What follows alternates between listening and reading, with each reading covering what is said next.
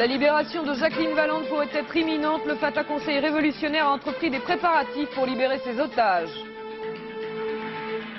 Le Japon ouvre ses frontières commerciales aux États-Unis. Un accord spectaculaire à la veille de la réunion du G7 à Paris. Incident violent et répété entre policiers et étudiants en Côte d'Ivoire. La capitale Abidjan est surveillée par l'armée. Enfin, rebondissement spectaculaire dans le monde de l'édition. Isabelle Gallimard vend ses parts à la BNP, récit d'une affaire de famille. Bonsoir. Qui sait, Jacqueline Valente, son amie et leur bébé pourraient passer les fêtes de Pâques en famille et en France. Leur libération semble être en effet imminente. La nouvelle est annoncée par le mouvement qui les retient précisément en otage depuis 2 ans et demi, le Fatah du terroriste Abou Nidal. Les nouvelles précisions de Jérôme Catala. Pour les preneurs d'otages, Jacqueline Valente, ses 2 petites filles et les 5 membres de la famille Houtkins sont des agents sionistes. C'est du moins le prétexte invoqué par l'organisation terroriste d'Abou Nidal pour leur enlèvement en pleine mer Méditerranée le 8 novembre 87. Mais après une première intervention du colonel Kadhafi, Marie-Laure et Virginie, les filles de Jacqueline Valente, sont libérées en décembre 88. C'est dire que le nouvel appel du même colonel Kadhafi il y a 2 jours n'a pas laissé le Fatah Conseil révolutionnaire indifférent. Abou Nidal d'ailleurs vit à Tripoli, à l'ombre bienveillante de la Libye. Résultat, ces quelques mots du porte-parole du groupe terroriste, des préparatifs sont en cours en vue de la libération d'au moins 3 otages français et belges détenus. Une simple phrase, tellement attendue, qui a résonné longtemps aux oreilles des Métral. André et Anne-Marie Métral, le beau-frère et la sœur de Jacqueline Valente, qui hier encore, devant le président du Parlement européen, plaidaient la cause des otages du Silco. Il reste bien sûr beaucoup d'inconnus et d'incertitudes, mais ce soir, l'espoir existe enfin, l'histoire s'est encore un peu accélérée.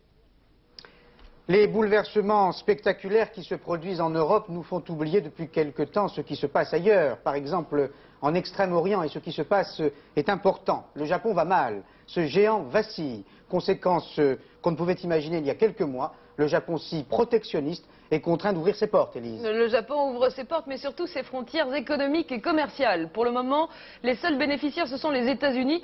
Mais cette décision exceptionnelle marque la fin du protectionnisme farouche des Japonais.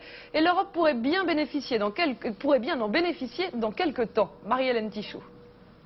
Il y a 9 mois, un constat, le déficit commercial des États-Unis à l'égard du Japon n'arrête pas de s'aggraver.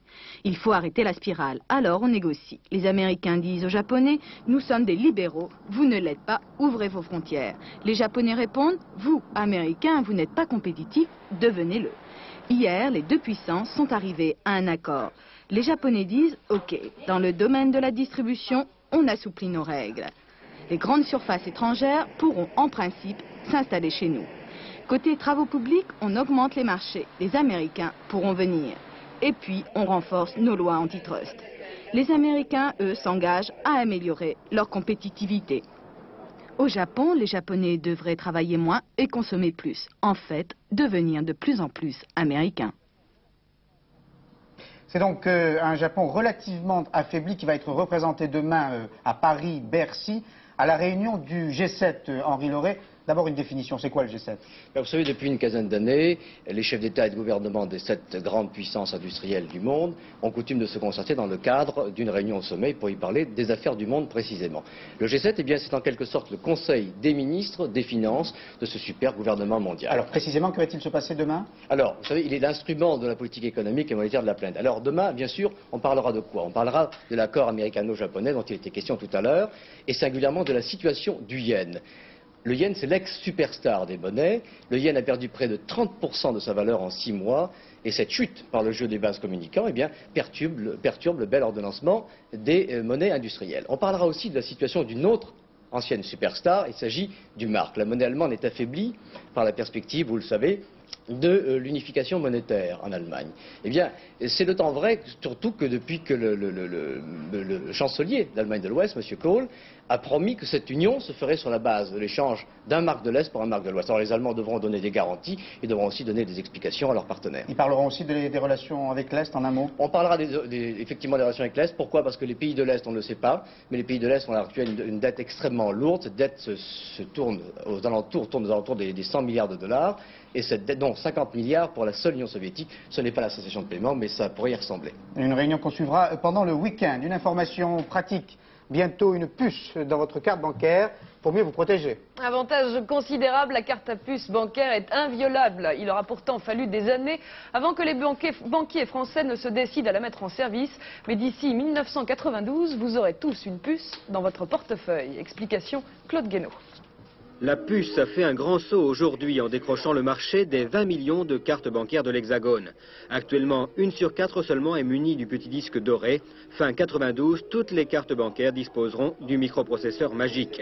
Un soulagement pour son inventeur, Roland Moreno, qui se bat pour imposer sa découverte depuis 1974, une découverte française. À tort ou à raison, la communauté électronique mondiale avait les yeux rivés sur cette décision.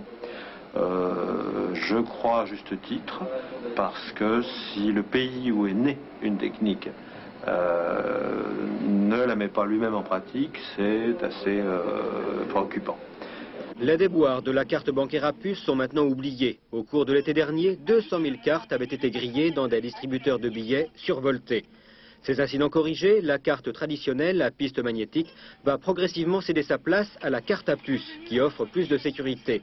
Pour chaque achat, le client devra composer son code confidentiel chez le commerçant. La décision des banques est aussi un succès pour les industriels. La production des cartes bancaires à puce avait été ralentie et les ouvriers mis au chômage technique. Les usines vont redémarrer. L'accalmie a été brève en Côte d'Ivoire. Il y a eu à nouveau des affrontements entre étudiants et policiers. Des incidents violents ont eu lieu dans plusieurs quartiers de la capitale, Abidjan, mais aussi dans plusieurs villes de province. La police et l'armée ont dû intervenir pendant toute la matinée pour rétablir l'ordre. Un ordre qui semble très précaire. La situation sur place, une correspondance de l'AFP, Christian Spielmann. La situation devient très tendue en Côte d'Ivoire, où les incidents se multiplient depuis 2 jours.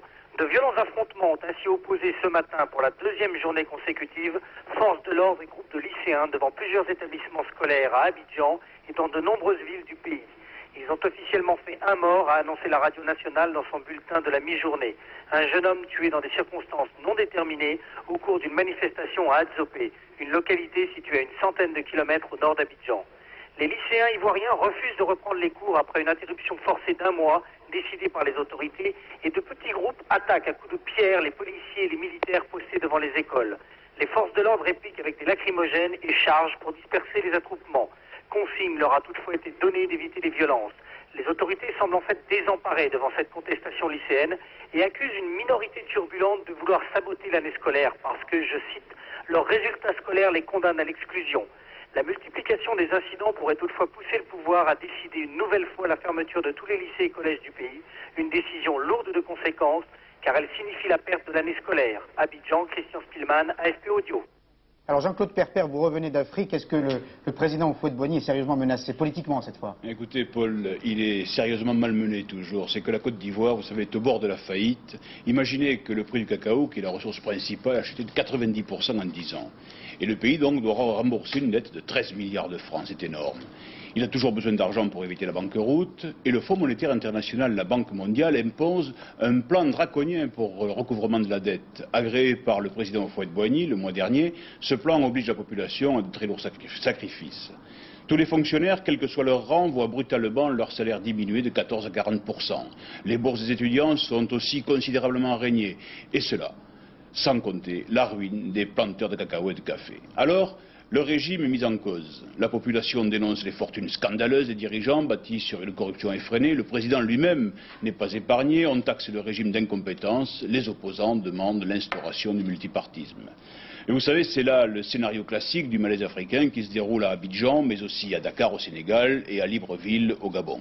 Ah ben c'est une bonne transition. On va aller justement au Gabon où un homme très connu en France aurait offert ses services au président Bongo. Il s'agit du capitaine Baril. D'après l'enquête publiée ce matin dans Libération, il aurait formé un commando de 15 mercenaires pour le maintien de l'ordre dans le pays. Une information bien sûr aussitôt démentie par le gouvernement gabonais. Sophie Guillou. Quand on reparle du capitaine Baril, l'ancien commandant second du GIGN aurait recruté sur la demande du président Bongo 15 mercenaires. Objectif, enseigner à la police gabonaise comment réprimer une manifestation insurrectionnelle. En 1979, Baril avait déjà délogé des opposants au régime saoudien de la mosquée de la Mecque à coups de jets de gaz. Selon Pierre Péan, qui a mené l'enquête pour Libération, tous les hommes recrutés par Baril sont justement des professionnels de l'utilisation des gaz.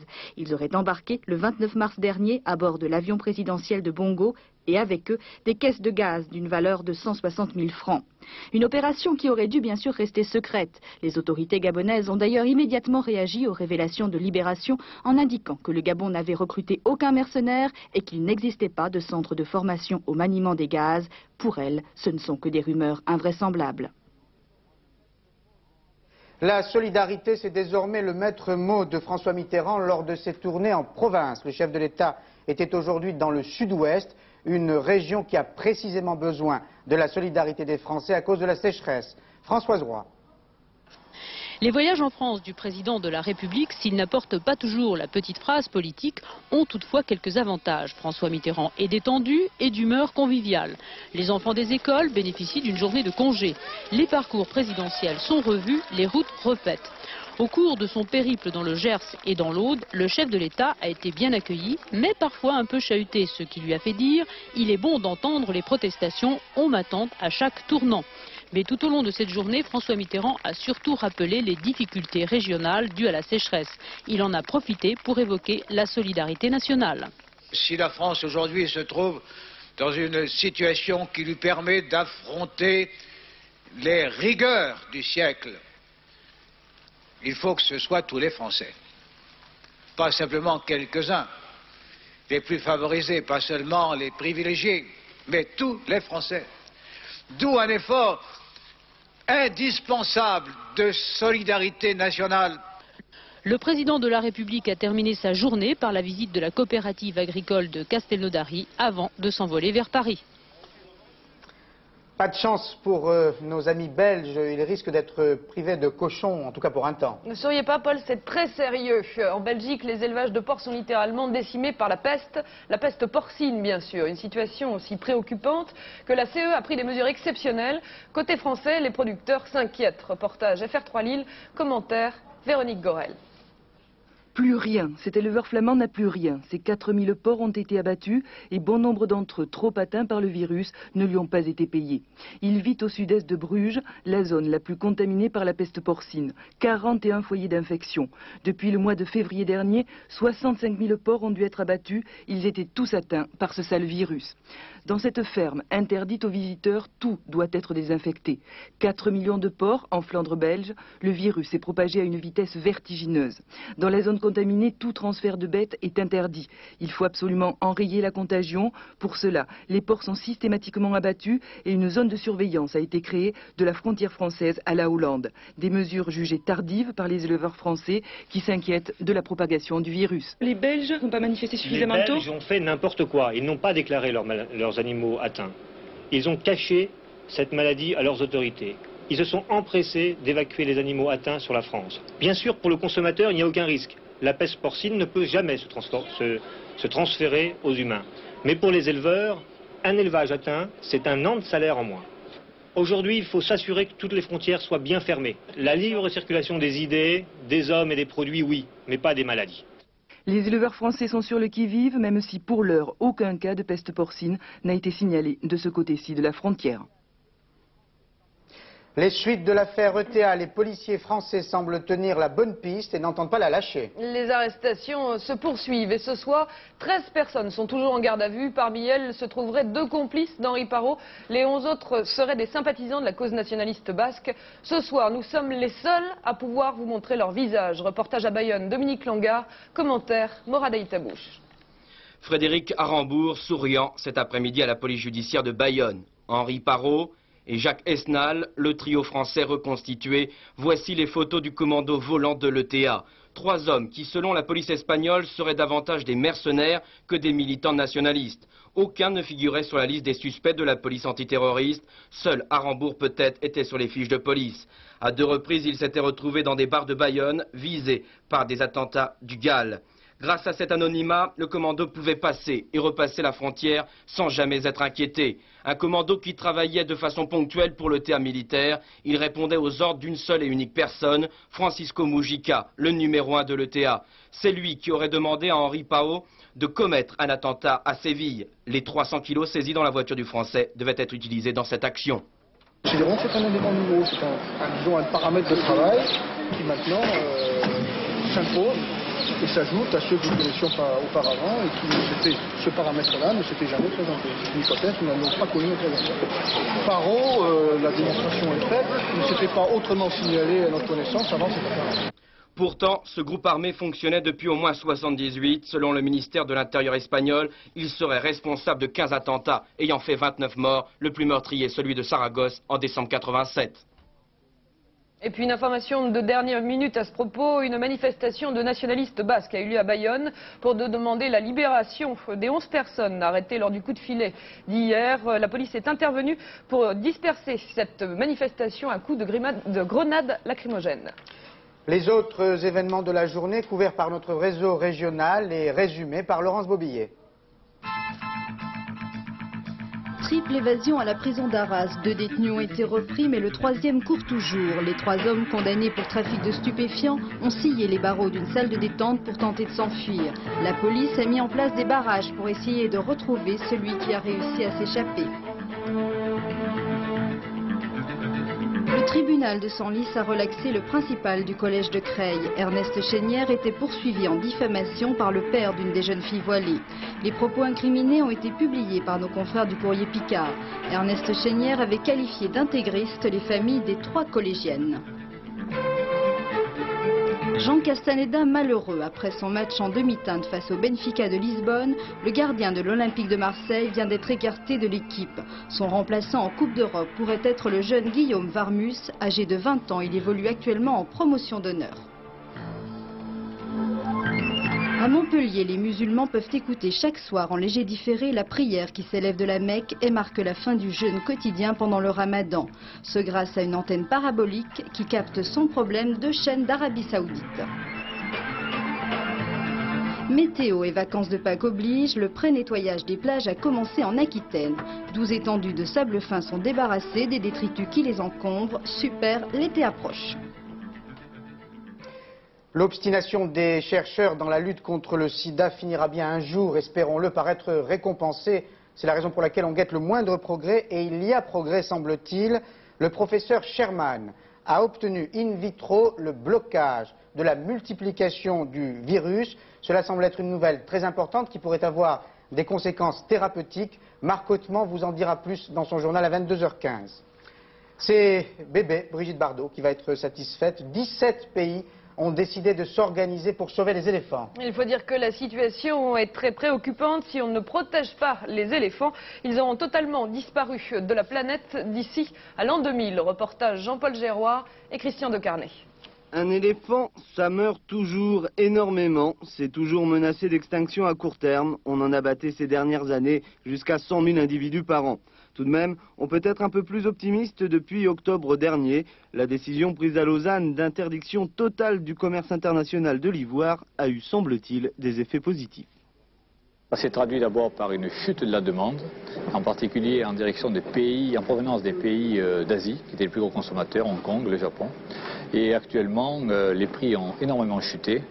Le kilo d'ivoire qui passe de 900 à 200 francs, c'est décourageant pour les braconniers. Pour les pays africains, c'est souvent une ressource en moins, avec en plus le difficile financement des programmes de protection ou de meilleure gestion des troupeaux. Il convient maintenant que les pays occidentaux donnent les moyens, normalement, pour mieux gérer cette ressource. Et on peut créer des fonds d'aide à la protection, par exemple, des éléphants. C'est tout le sens de la conférence qui s'est tenue à la bien nommée Arche de la Défense. 17 pays riches et des organisations non gouvernementales se sont accordés sur la nécessité de coordonner et d'augmenter leurs aides financières au programme de protection des éléphants. La France a annoncé qu'elle va porter de 20 à 25 millions de francs son enveloppe destinée aux parcs nationaux africains. Les États-Unis, eux, s'apprêteraient à faire un effort de 17 millions de francs.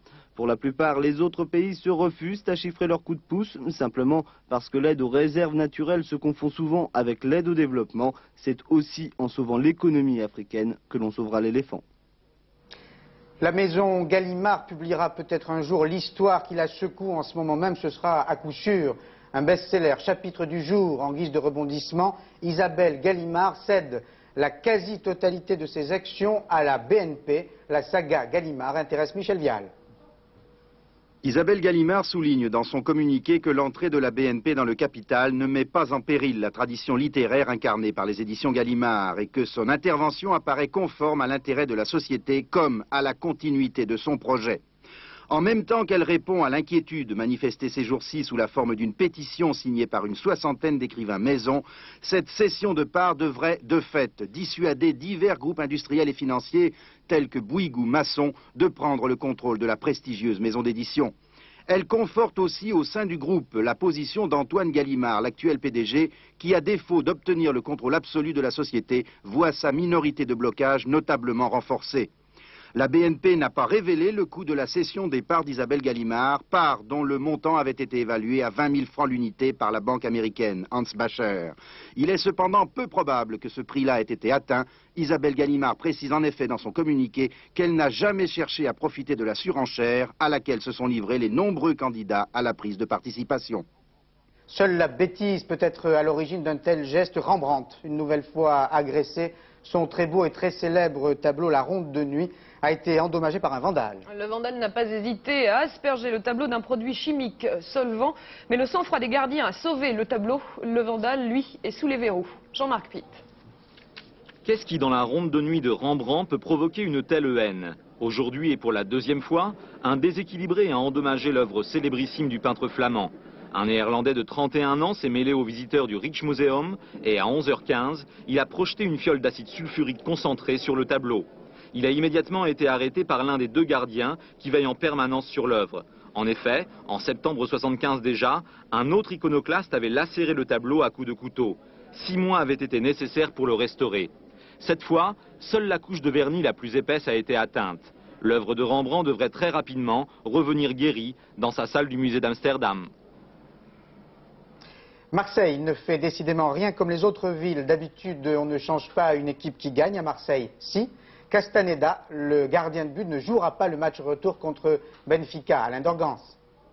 À Marseille, la guerre des Gaules a succédé à la bataille européenne victorieuse. À l'OM, où est cultivé le paradoxe, on change une équipe qui gagne. L'exclu s'appelle Jean Castaneda, alias le chat échaudé, qui pourtant ne craignait pas l'eau froide. Le gardien marseillais a cherché des Gaules pour se faire rebattre. Jugé peu rassurant après cette toile magistrale à Brest, l'ancien Stéphanois n'a pas été plus à la hauteur face à Benfica lors de la demi-finale allée de Coupe d'Europe. Gérard Gilly, inquiet par les insuffisances répétées de son gardien, a décidé de l'écarter provisoirement afin de provoquer chez lui un déclic psychologique. Il y a toujours des choses à se reprocher. En Brest, c'est évident, sur un but, j'ai commis une erreur. Bon, pour le reste, je pense que je progressais, je me sentais de mieux en mieux. Mais bon, faut savoir aussi que l'entraîneur prend des décisions et fait en fonction du groupe. Pour remplacer Castaneda en championnat face à Cannes, il sera fait appel à Pascal Rousseau venu de Laval en renfort, lequel n'est pas qualifié pour la Coupe d'Europe. Alors pour le match retour du 17 avril au stade de la Luz, Gérard Gilly serait tenté de mettre en lumière Guillaume Varmus, gardien de promotion d'honneur âgé de 20 ans. 3 gardiens pour une place, l'OM nage vraiment dans le pastis. Fin du 19-20, la classe avec Fabrice dans un instant, Thalassa de Georges Pernou et une belle série télévisée avec Pierre Legrand. Le programme de la 3 est pour le moins éclectique. Les infos à 22h35 avec Soir 3 présenté par Marc Hautemont. Et tout de suite la météo de Florence Klein. À lundi 19h, bonsoir.